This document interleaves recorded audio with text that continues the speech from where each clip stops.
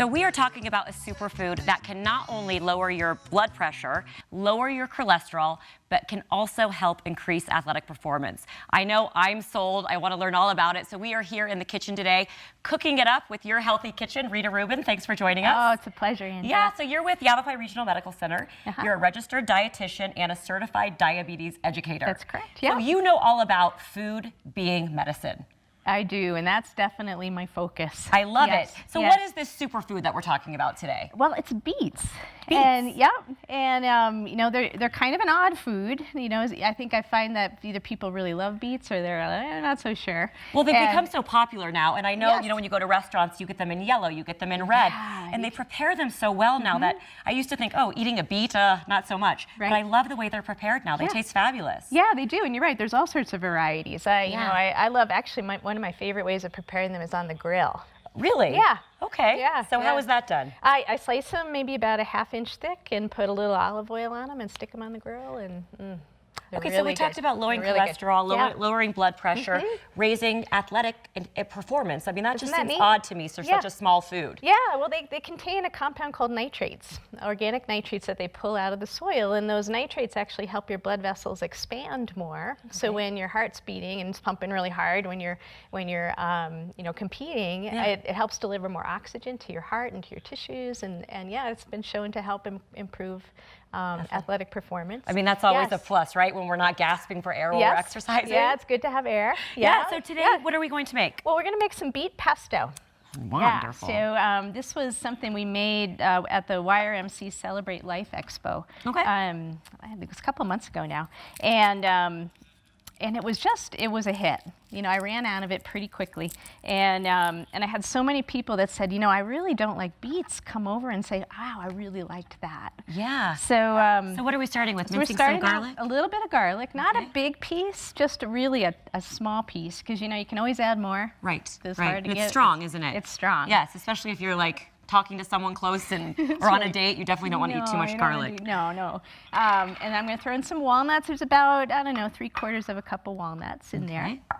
And I think I'm going to blend this up first. Okay, and the walnuts are good for omega-3, healthy fats. Sure, wonderful. Good source of protein. All right, just a minute. Okay. And then throw in some cheese. This is some Romano cheese. You could throw Parmesan in there. And there's actually some really good vegan Parmesan cheeses out there. So you can make this a vegan pesto as well. Right. If you're dairy-free. Sure, yeah.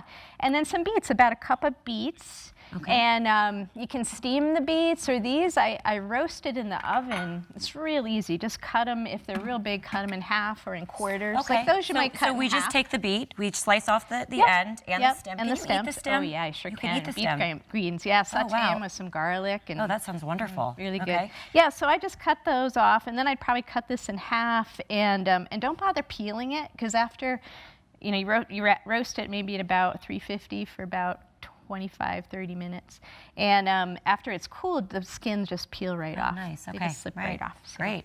So we add the beets. Add the beets. I'm going to grind that up. Grind that up. Okay. And it turns this crazy red color, right? I bet it's beautiful. It is. It's so pretty. Yeah. And then while it's running, I'll pour a little olive oil in there. Okay.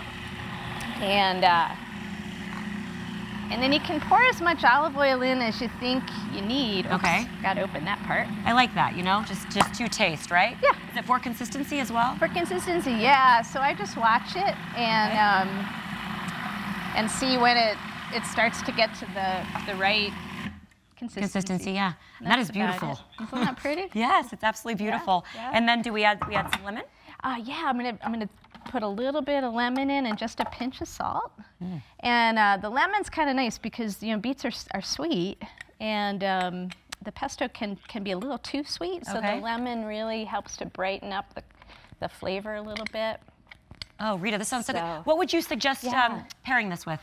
I have had this on pasta and on a nice piece of bread, slathered on some bread, which I'll do here in a second. All right, I can't wait to taste this. Yeah, it's delicious. Yes, I love it. So good. Good way to get some good nutrition. So we can get the recipe on your Facebook page. You can, yes. Facebook, YRMC, Your Healthy Kitchen. Right, YRMC. So we'll have the recipe up there for you. Yep. And then pair it with some bread. Yeah. I mean, even like carrots I would think would taste good with Sure, this. you could use this as a dip. Absolutely. Yeah, good. Yeah, yeah. Okay. Yep. Well, we're gonna take a moment and eat some beet pesto. So thanks for joining us you today. bet. It's always a pleasure. Yeah, and thank you for joining us. We'll be back, and we are going to be with you with more Arizona Daily Mix.